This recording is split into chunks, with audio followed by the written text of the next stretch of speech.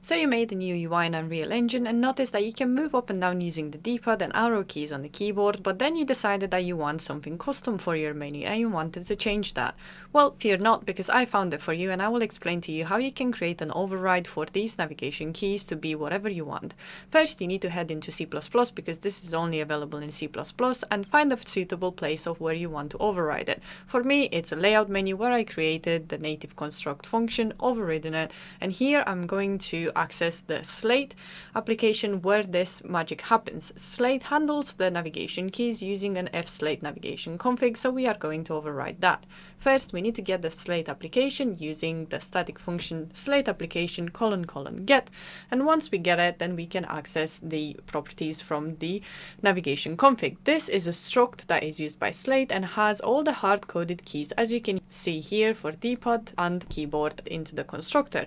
However, we don't want to use this, so we have to find the arrays where these actions are used, and they are the action events and action keys arrays. Once we found them, we can create our own custom key events and key actions, add them to my layout because I am using my default layout for this, create 2 new arrays. You can copy the definitions of this from Slate and add them to your own bespoke place.